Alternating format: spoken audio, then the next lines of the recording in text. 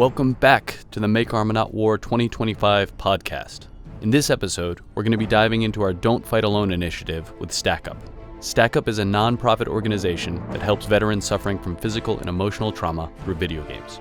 Josh Hood, senior narrative writer for Arma, sat down with Stephen Machuga, the CEO of StackUp, and the podcaster Jason Piccolo to discuss their experiences as veterans, from deployment to returning home and adapting to normal life again, and how their paths led them to video games. Each has a unique story about the role of video games in their own healing process, including a recent Armor of Forger Veterans Play session that was an eye-opening experience for everyone involved. So thanks for tuning in, and we hope you enjoy. Well, hey guys, thanks for joining me. My name's Josh Hood, for anybody watching who doesn't know, which is probably everybody. I'm an author and a veteran and a current game writer for Bohemia, and I have two good friends of mine here, Dr. Jason Piccolo and Stephen Shanghai Six Machuga, the CEO and founder of StackUp, who we're partnering with on this Make Arma Not War initiative. And I really appreciate you guys coming out. This has been kind of a little more difficult, I thought, to get everybody together, but that's what happens when you're busy. And really just appreciate you doing it, because I think you two guys have a very unique perspective, both being officers in the military, both serving in Iraq, both leaving that, going to work for the federal government, and then both of y'all pivoting to something totally different. And how did I guess we can start by talking really quickly about your military experience, and then um particularly that pivot from getting out and deciding what was going to happen next. You wanna take that, Jace? You want me to start off? Yeah, sure. I'll start off. Why not? Hey, yeah. So I was enlisted in the '90s, so '93 through '99, artillery, active duty for a bit, and then I went National Guard. But then I commissioned as an infantry officer in Cool. '99. Who? And then so instead of going back active duty, I became a federal agent. Started off with the Border Patrol, then went on to Customs slash HSI special agent, then a whole bunch of different agencies over the years. But Uncle Sam decided he needed me back in 2005 and recalled me from the IRR and said, "Hey, you know what? You gotta Wow. come back." No shit. Wow, I wanna touch you. I didn't think that was a thing. I was It was the a thing, moms told their kids to get them to go to bed. and And I now we're was gonna always, call you back. Woo. and I thought, Holy shit. I'm thinking, hey, they're gonna call up like Intel people, engineer, something Of cool. course. I'm like just like an infantry dude. So I get called up, go to Benning, and then when they sent me to Benning, they sent me over to after that, after about 3 months there, I went to Camp Shelby, Mississippi in the summer of 2005, Which which was is a right terrible place. to be in Katrina, Hurricane Katrina. And then Mhm. I got attached to a guard unit, sent me over to Kuwait for a couple months, and I got detached to Combined Joint Special Operations Task Force up in Iraq, where I was just basically a staffer for the SF units. And then when I got done with the war, I came back, and then I went to work for Army CID for a bit, and then a bunch of different agencies, and now I'm retired. And yeah, here we are. So you're up next. Okay, started off, ROTC out of Purdue University, 94 to 98. Graduated. I was planning on going Intel. That didn't exactly work out the way that I wanted. As I was trying to go an interpreter because I spoke Russian, went to school for Russian, and they said, "You know what? Needs of the army. You're going infantry." And I go, "Huh? Cool." Because 4 years of going ROTC, it was just running into people like, "Whatever you do, don't go infantry. It's just a meat grinder. It's such a hard life. It's so terrible. Rah rah rah." Couldn't have They worked weren't out lying. better. No, they weren't lying, but couldn't have worked out better. I got the real deal Holyfield military experience, 82nd Army Airborne Ranger. Uh, didn't get off my lazy ass to go do SF. I was planning on it, boy howdy. I sure wanted to go, but just didn't go do it. And then went to did a tour in Kosovo as the liaison to the Russian military, which was a 7-month drinking tour. That was barely work related. And then came back and while I was over there, 9/11 happened. So switched out with a guy who was doing a staffer position to go to Iraq because I wanted to get me some more. And 3 weeks in, I was like, well, that was a mistake because it ended up being a 13-month tour in some of the loveliest places in Iraq, and with the Stryker Brigade. So anytime there was any kind of hostilities, they pushed the new toy out into the market, like, hey, let's push this thing out there. And granted, hey, we were invincible on the battlefield at the time, so it was fantastic. So got out of the service after that. I ended up going Intel. I split off Intel. I did 8 years. And so when I got back, I also went to DC, did a bunch of government contracting, did some criminal analysis, FBI, did some regional interests at CIA for a couple years, and then but just wasn't happy. It wasn't where I wanted to be. Wasn't I just wasn't happy with what I was doing. Give you some idea, this is the story I tell everybody. My cubicle mate at Langley spoke 6 languages. I was 2 cubicles down from the RC translator from the Bin Laden raid, and there I am in the middle between the 2 of them doing a game guide for how to beat Mass Effect 2 on the hardest difficulty. So one of the 3 of us didn't exactly jive up with the surroundings. Like, it was a very tough environment, and I was checked out. So, which is a weird thing to say at, like, one of the pinnacle stations in intelligence community, but my heart wasn't into it. And so I had a buddy of mine who was my driver in Iraq, and he stayed in. He went to Afghanistan, and while he was in, he knew I had some connections with the games industry because I was fiddling around with game blogging at the time and back, podcasting and doing that kind of silliness. And he knew I had some connections, so he said, "Hey, can you get us an Xbox? We're losing our mind. The prior unit rat fucked the MWR. We don't have anything over here." And I was like, "Yeah, let me see what I can do." And the outpouring of support we got was wild. And this was back in 2011. So I was like, "Oh, hey, I think there might be something here." And within a couple years, it was like, "Okay, well, I'm going to do this full time. This is where my heart is. It's not about making money and doing Intel stuff. It's about helping other people," which I didn't know I had that bone in me, but it's fantastic helping other people out. So that's the birth of Stack Up. I think it's It's an kind of, amazing story. yeah, I was going to say, like, both of you guys getting into this, I think a lot of it has to do with it's that next mission. And if your mission's not fulfilled, like being at the agency, and then like you got to jump into something new. And I think that's, just not to jump in here, Josh, but I think that's kind of one of the reasons you're doing this yourself. Go Yeah, ahead. this for me, like, when I wrote about it, like, it's funny, Jason and I were talking beforehand how, we kind of played video games a little growing up, but like video games are a big thing in the military, especially overseas, when you got like your cruddy little DVDs that you're buying from the little bazaar, and then you got like back when I was in Afghanistan, and I guess it was both Iraq, old school, 05, 06, 07, 08. It was like Halo all the time. Like if you were doing something, like dudes would hit pause on the mission, and then they would like, you'd come back and it'd still be on, and they just pick it up. And it was kind of like this campfire type thing. I didn't realize it then, but I didn't realize it until I kind of started working for Bohemia. And then what I wrote about in those blogs, how this kind of got started, the initiative was, my brother was diagnosed with brain cancer from getting blown up too many times in a striker. It won't kill you, but it'll ring your bell. And, Mhm.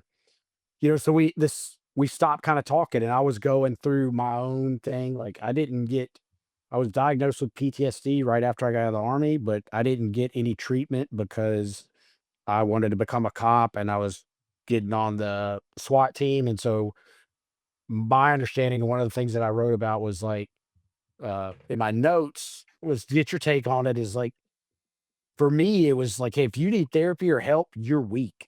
And all of us being in the infantry, that's like being called weak's like worse than being called like a jive turkey or something.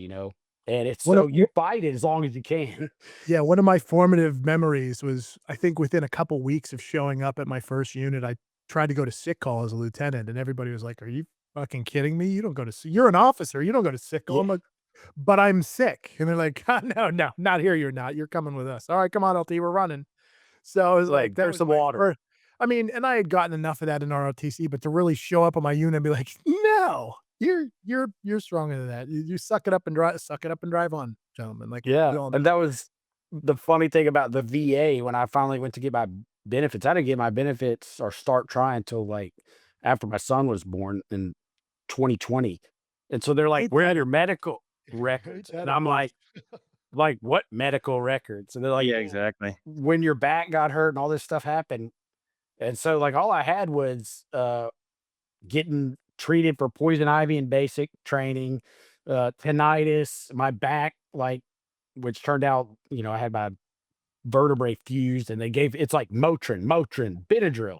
And I was like, so I don't know how this works. Like, here are my medical records. And they're like, well, you didn't go to the doctor or anything. I was like, do y'all understand how the army works? Yeah, But you're exactly. not dead. Keep moving. That's like now. It's like good luck. I have all that good old toxic exposure from Balad, Iraq. And years later, I'm going back to the VA. And people never tell you this when you're in the service about like keep records of everybody, get buddy statements. But it's just crazy. Like to backtrack to the video games, man. I like 20 something years, the beginning of my federal career. Actually, the second time I went to Federal Law Enforcement Training Center, we were that was like our app. Even as agents, we would be there, playing video games after school, after class. And the same thing, like one of my biggest things is when I got back from Iraq is started playing online gaming. I started playing Call of Duty, and I had the most eclectic group of people you could ever imagine. We would all jump on. I had 2 warehouse workers from Canada.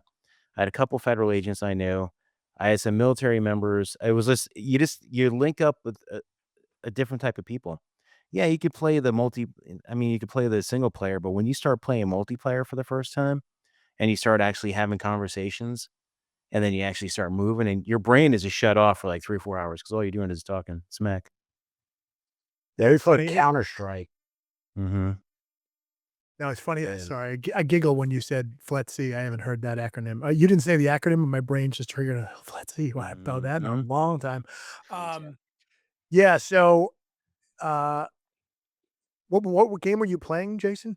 Oh, geez, back then it was like NASCAR, and I think it was Medal of Honor. Ooh, This was okay. 20 something years ago. I mean, Yeah, this I was gonna like say. my old, like, probably get more money for it now Xbox and old school PlayStation. And then eventually the Xbox 360, and now I'm on a PS5, but because I gave my son the Xbox, so yeah. So I got back from Iraq 3 weeks before World of Warcraft came out, Oh, yeah. and I knew that I was savvy enough into gaming that I was like, "Those guys at Blizzard, they're pretty They know good what's at going on. games.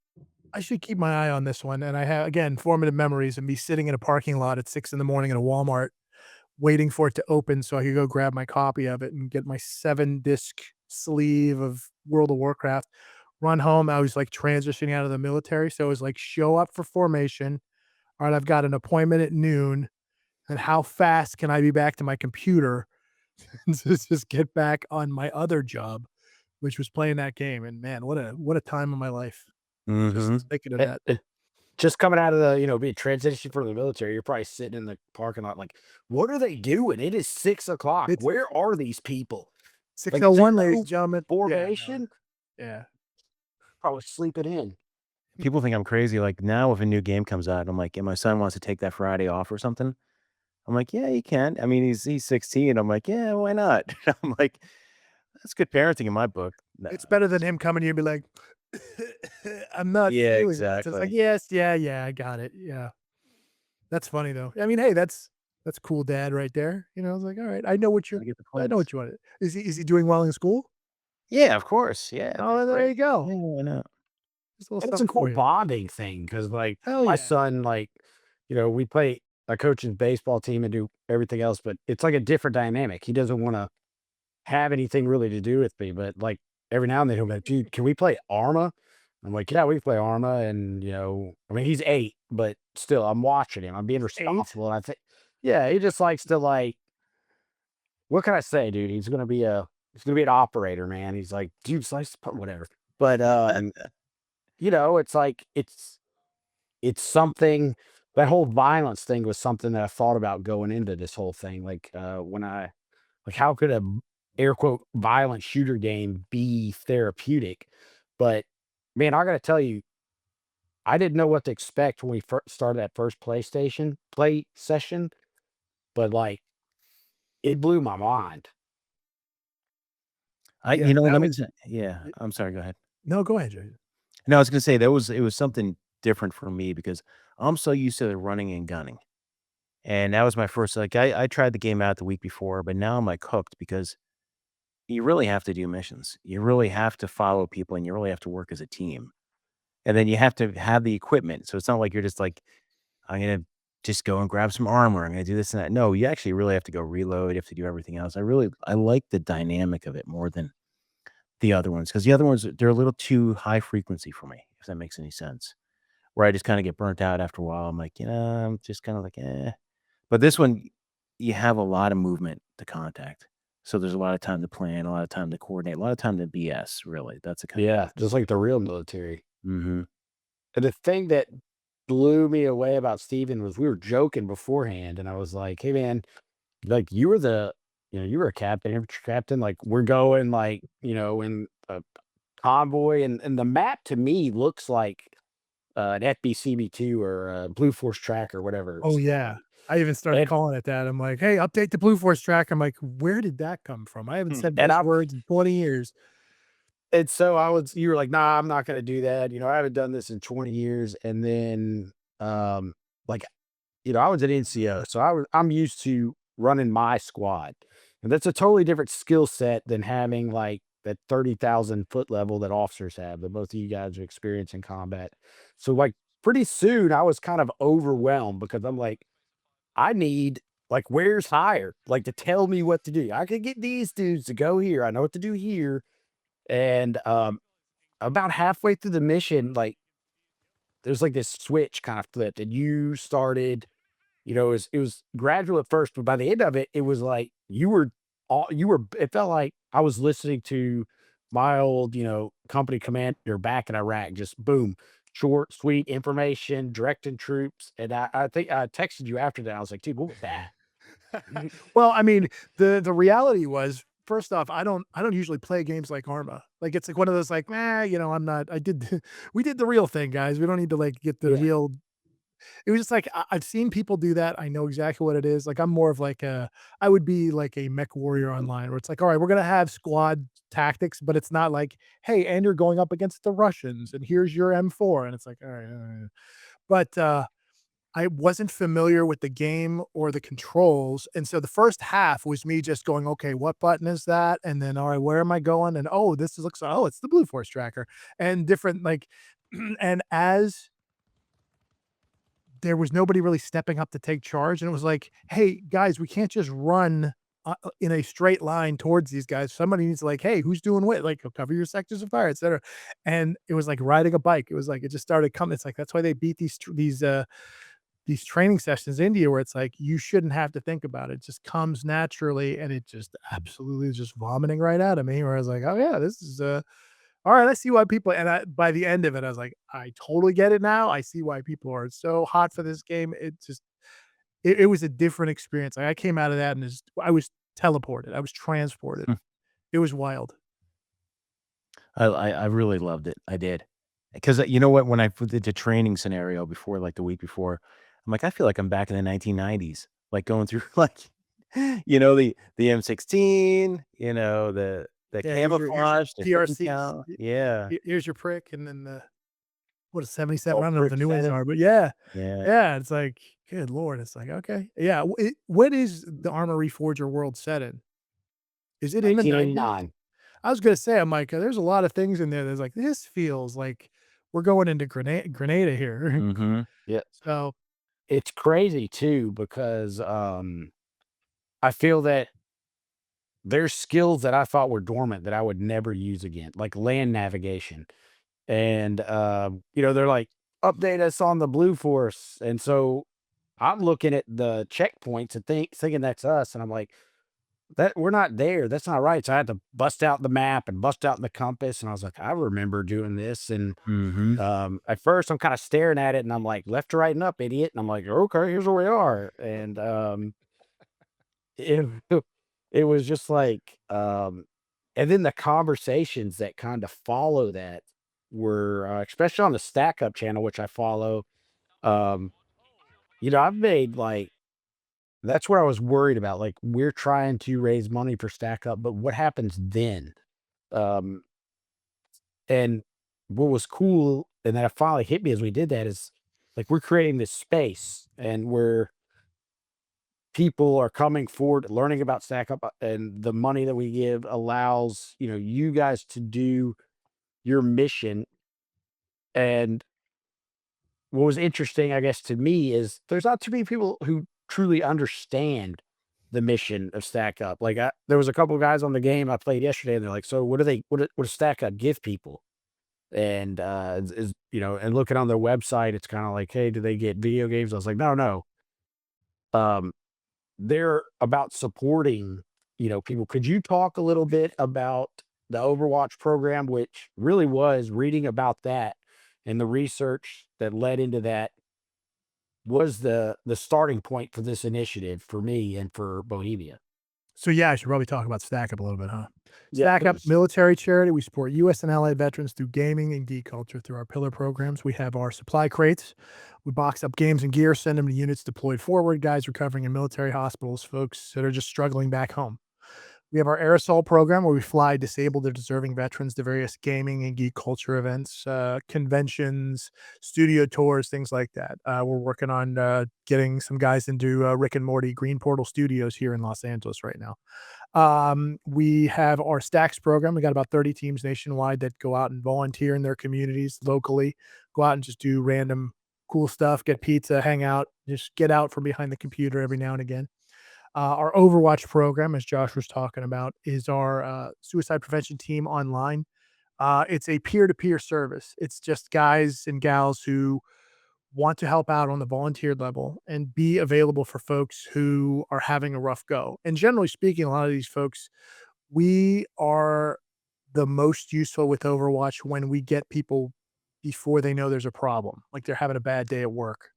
We are not really suited for crisis intervention, like somebody's, "I have a gun in front of me, I'm gonna shoot myself right now." It's like, that's not where we thrive at. Now, we've had those situations happen, and we've had to deal with that and have law enforcement come out and do a duty to warn check and things like that, where we over the course of our 10 years of doing this, we've saved over 400 people. We can guar like, we know that Wow. number. Yeah, it's pretty nuts. Like, it's one of those you don't on a day-to-day basis, it just kinda but yeah, well, 400, which is crazy. I said my guy just brought that number back to me recently. It's like That's 400 400. lives, That's That's insane for something that was just like hey, we're just gonna throw a chat room in this Discord and see what happens. And then we just got flooded with people like, hey, I got shit to talk about. And it's like, and that's the thing. Therapy is so expensive and it's so time consuming. You got to go drive somewhere. You got to talk to somebody who may or may not get what you're going through. A Discord community with trained volunteers of gamers who may or may not be veterans, but know how to handle veterans because of their work with volunteering through a program called Psych Armor. We get trained on how to deal with veterans, and it's something different. We get people where they feel comfortable, like they're playing a game. And generally speaking, that's how we have these mental health game nights that we call them. Kind of what we did on Sunday with you guys in the Arma community, where it's just get everybody together. We're going to play a game, and as we're playing a game, as we're all sitting in the digitized Humvee and we're rolling down the road, somebody goes, I'm not feeling that great. I just can't get out of this funk. I've been or dark humor, right? That's where that's our currency. that's like how it really happened, um, over there, which I think is like so I mean, the only thing it's lacking is like you can't smell the diesel. But everything else is so accurate that I feel that like you easily fall back into um it's so weird to say it, but there was a feeling of safety in combat with your people. A little bit, yeah. You wanna know where your guys were at, like, where you're left and right, like, "Alright, hey, I got everybody around me, okay, then I am in the right place."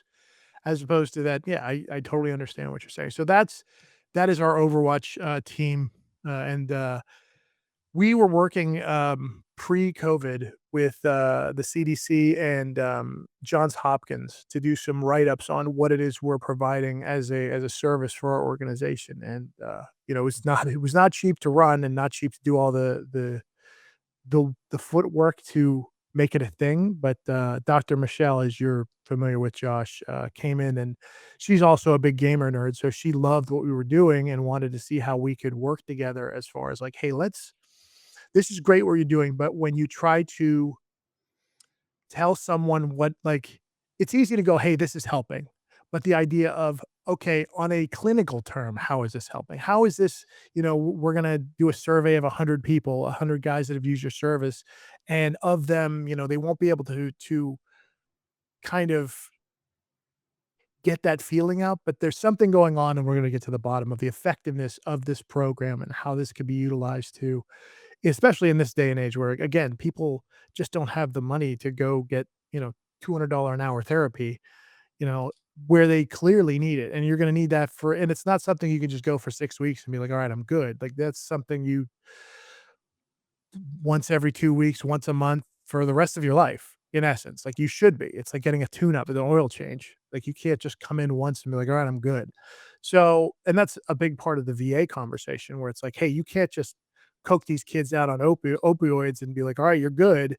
This is a 20 to 30-year process. So start figuring like that's part of the reason why the VA conversation comes in where it's like, hey, they're doing the best they can, but it's very much a here's your Motrin, get back in line kind of thing, which they have an impossible job to do. Hundreds and hundreds of thousands of veterans that are just struggling with different problems. And they just all they have are pills right now. It's like, so I get it. It's a tough gig. I talk about that all the time, trying to find and being in law enforcement and everything over the years.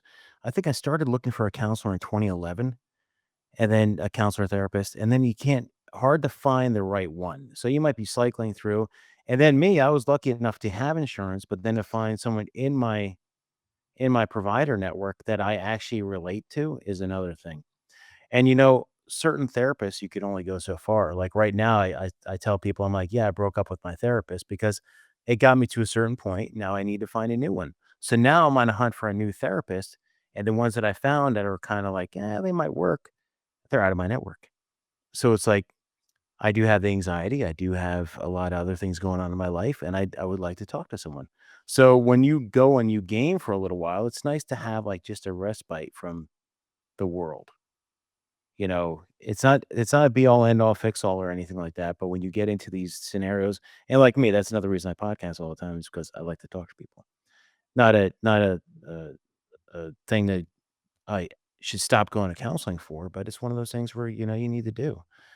But having different networks, because the VA is not going to be there for you.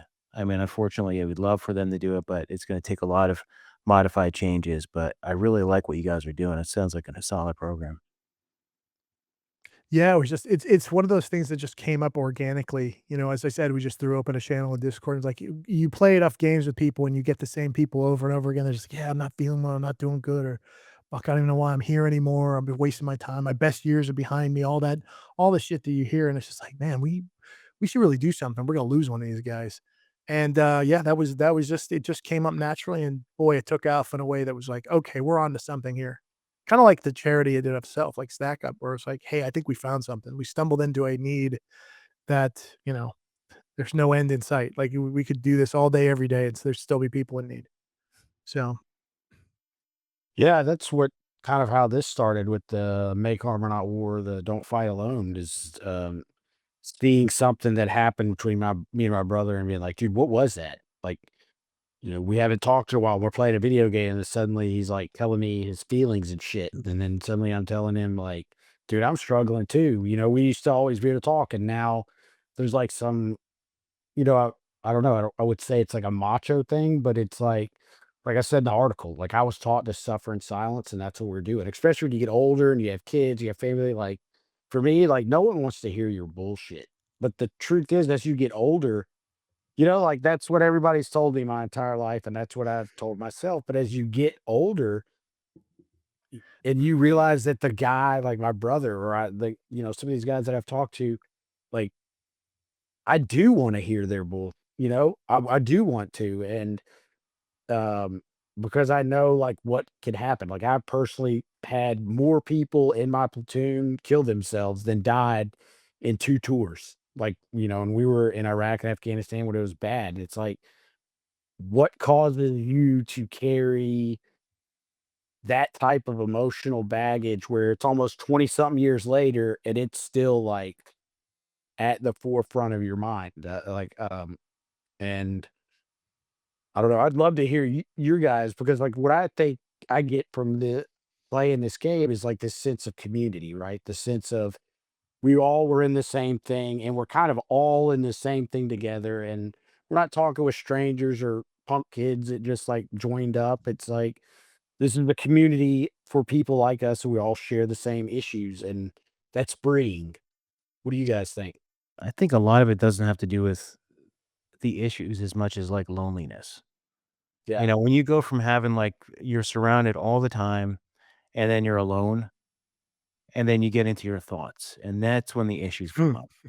So if you have something there, someone there, like I do everything to get out of my thoughts. I did a post today of like I do paint by numbers now, man. I'm 52 years old. I'm over here painting when I get back from the gym. Gaming is just Oh, you're another being aspect. serious. I couldn't tell if you were just Yo, using an I'm analogy absolutely like, nope. "Oh, I'm no, I am." I am absolutely serious. And you know what? It's the most calming thing in the world. Because you know what? When you have to, paint within the lines and you're just a big goofy grunt type, it's not that easy. So you're really concentrating. So you have that time, that little time there.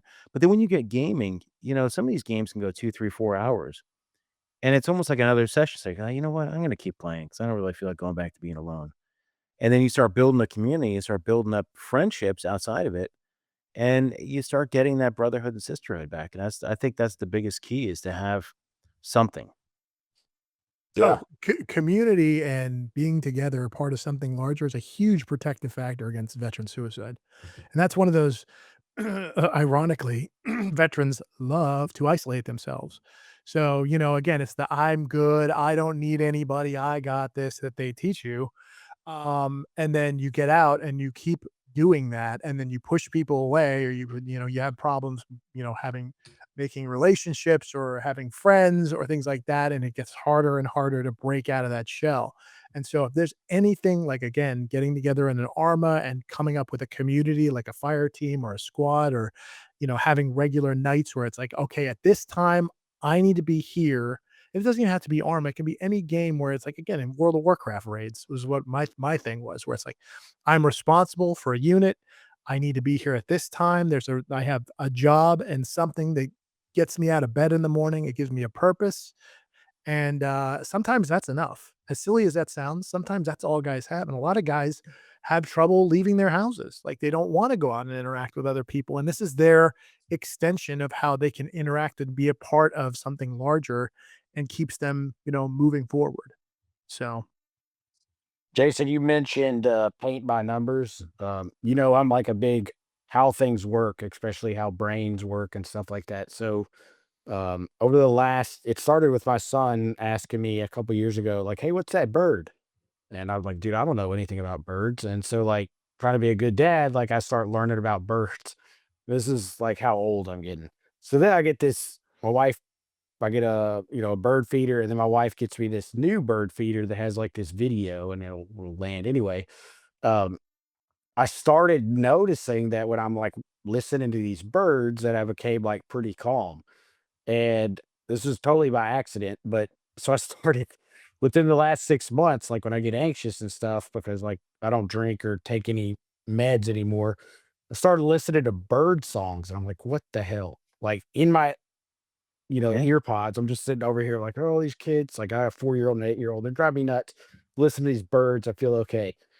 So kind of with what happened with the ARMA thing, I'm like, dude, what the hell's going on with this? So I looked it up, and there was a study done recently where we're like genetically predispositioned to, if we hear bird songs, we know there are no predators around. Mm. And it turns off our sympathetic nervous system and like kind of has this calming effect. So I totally get the tape by numbers, because if I sit there in a room by myself, or even in a room full of people, and those voices and gears stop going, like for me the worst is at night. If I haven't done my, not to sound like a total psycho here, but if I haven't done my ritual to go to bed and turn my brain off, or there's something there and I'm just sitting in neutral, and it's like, and that's what I was expecting actually for the first you know um play session we did, because you and I both talked about how uh I personally kind of felt physically and mentally exhausted, and I'm playing a video game. I'm not running, I'm not actually shooting or making any decisions that matter, but I kind of felt this charge, and I was expecting some maybe sleep problems or maybe some dreams. Dude, I slept like a baby that night, Good to which hear. is That's rare. awesome. It's funny you guys are talking paint by numbers and you're talking bird songs. I, recently ran into, Legos. Not a lot. We had, somebody made these Lego sets for we have a mascot, which is a Tyrannosaurus Rex, and he put together these really cool box sets for us of our mascot and sent 'em to our headquarters. And I was like, "Alright, let me see what this is." Let me fire this up, and I literally like, it 45 minutes of just, like, just having a list of instructions, kinda like your paint by numbers. It's funny you mentioned that, but it was like a list of instructions, and like a half hour in, I go, "Oh, right. I see what's happening right now." It's very much like, "Okay, Mhm. okay, got it, got it." So, because I didn't get like, I was like, "Why do people play with these things?" Like, I don't understand, and then, yeah, it's like, "Okay, this is Zen garden," literally me with my little rake across a, sand patch of sand thing doing that. I'm like, "Okay, got it." Mhm. Someone just tell me what to do again. They tell me it's gonna be okay as long as I do it. Like that's like what the experience is. I think model painting will probably be next for me. I haven't seen one of those in years. Yeah, I What don't what what do you have think the what kind of models do you think? I don't know. I'd probably do like something like with, you're a I'm modeler, aren't you, Steve? No, Steven? no. Nope, You're you're not? I'm with it. Now I say that and give me 2 months, and I'm like, "You know what? I got this aircraft carrier I'm building." Mhm. No. That's what I was thinking of, like an aircraft, something just different. Who knows? I'll probably stick to my paint by numbers. Why not? See, mine's always been like guns and I don't know, just I don't know why, but it's always like I didn't give a crap about guns in the military. I didn't give a crap about guns really when I was on SWAT.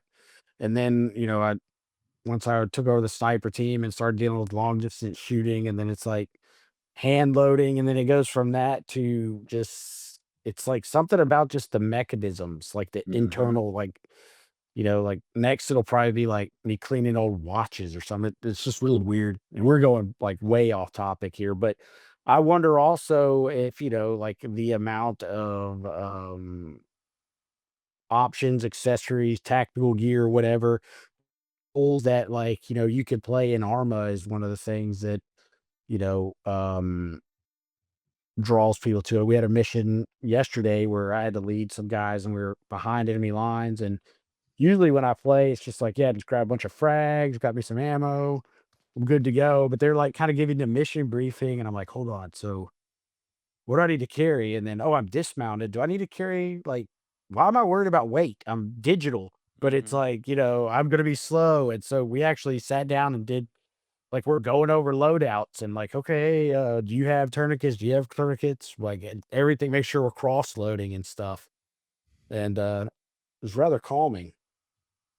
I like that idea of it too. Is like where you have to actually plan your missions around your equipment. It's not just like I was saying before, but the other one's about running and gunning. This one's like you really have to figure out. Okay, do I want to be like a guy that has like you know a squad automatic weapon on her back plus a big M14 and like sniper rifle stuff and just I like it. That's pretty cool.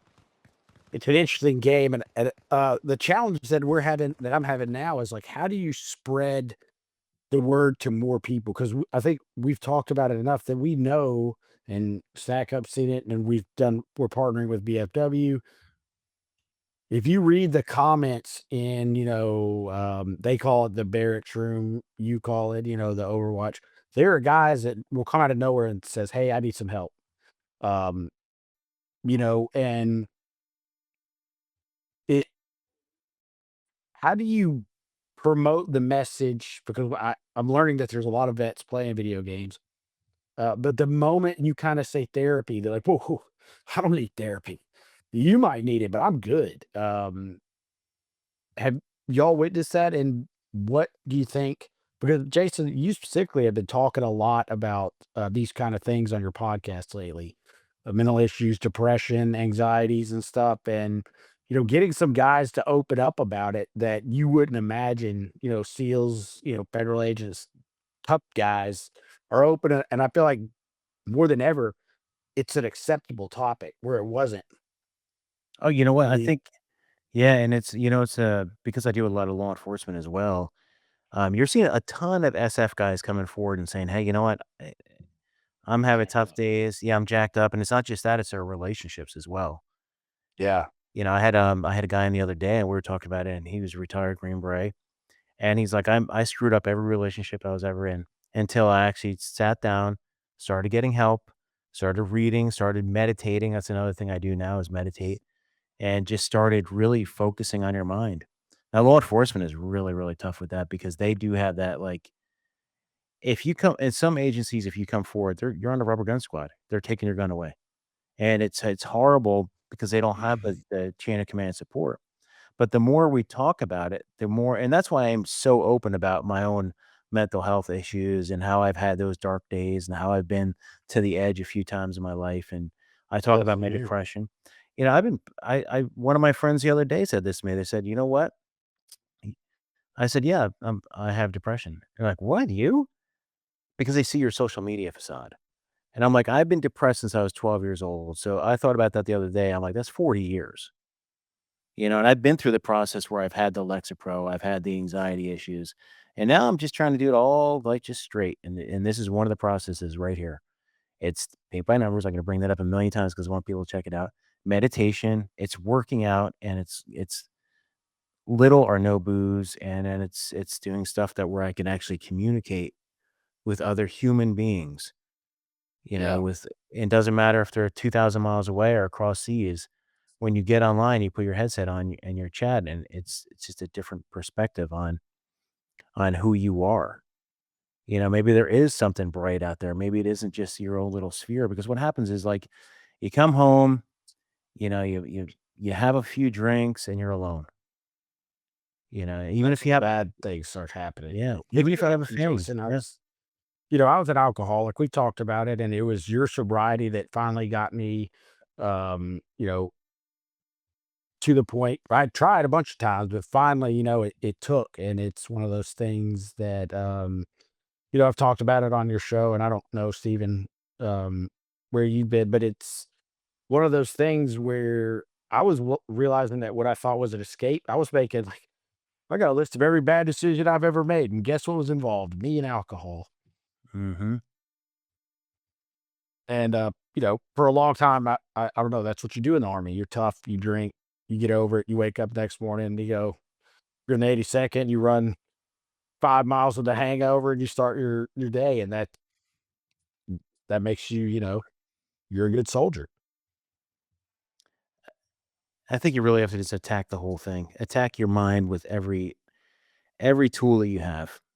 And it means getting help, means talking to people. That's what when you told me about this whole thing with Stack Up and the gaming, I was like, yeah, that's a solid thing, man. And I'll start gaming again because, yeah, I'll tell you what, man, I haven't gamed for a while because I was playing a lot of, like, first person shooter stuff. And it was just, playing with a bunch of 12-year olds kicking my butt. And I was like, there was no sense of community anymore. My old network was Right. gone.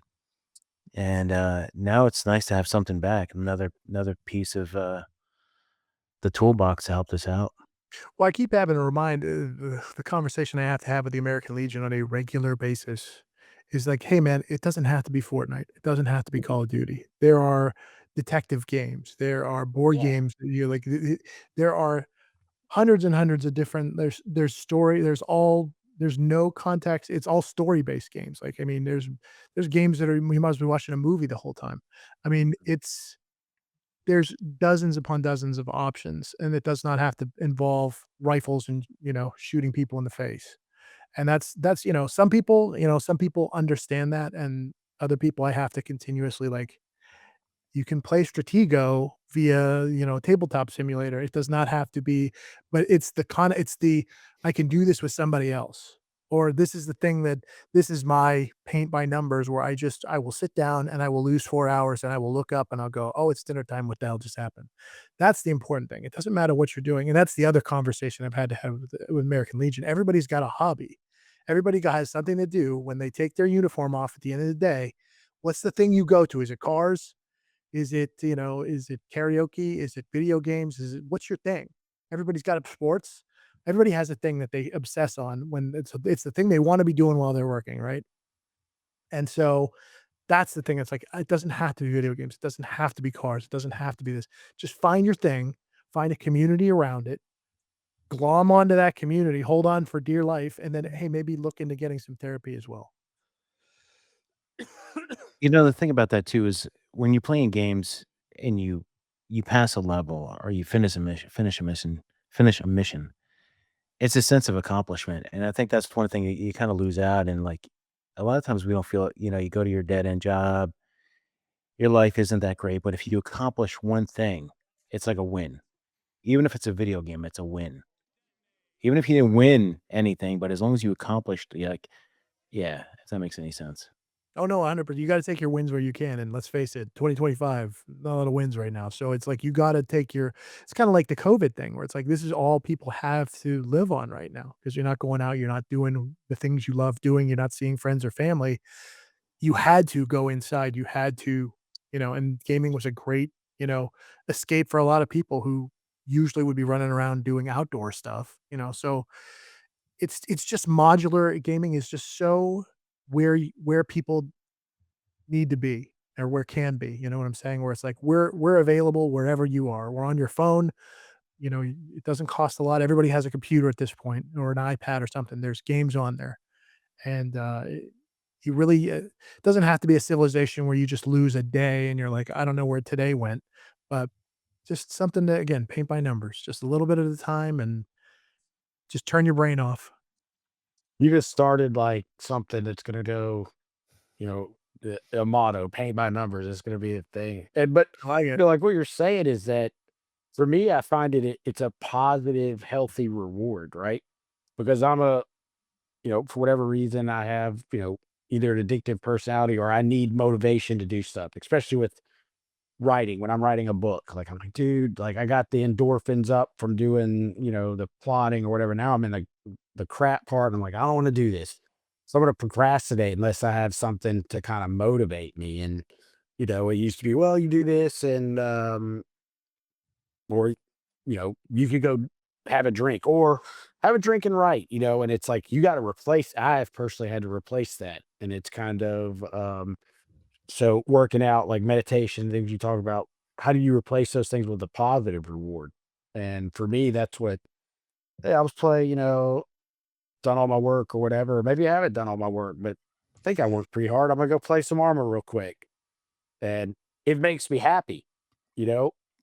And I think that's like what we all forget. And one thing that I really took from the interview I had um, going into all this was like, Steven, you said in an interview, like games are fun, right? Like we're talking about science and therapy or whatever, but they're designed to be fun, and like everybody likes to have fun. I agree, brother. All right. So, hey, name's Steve Machuga. I go by Shanghai 6 online. Place to come over is stackup.org is the website. Head over there if you want to learn more, if you want to help out in any capacity, you want to volunteer, you want to a million different things. You want to join the community. We're in Discord, stackup.org, all spelled out. Join us over there. We'll be hanging out with the Arma folks. Looks like all summer. I don't know what we're all going to be doing together, but the fun will continue. And you should join us in one of these games nights. And I'm sure Josh will have more details. But again, stackup.org on all socials as well: Twitter, Blue Sky, Instagram, all that good stuff.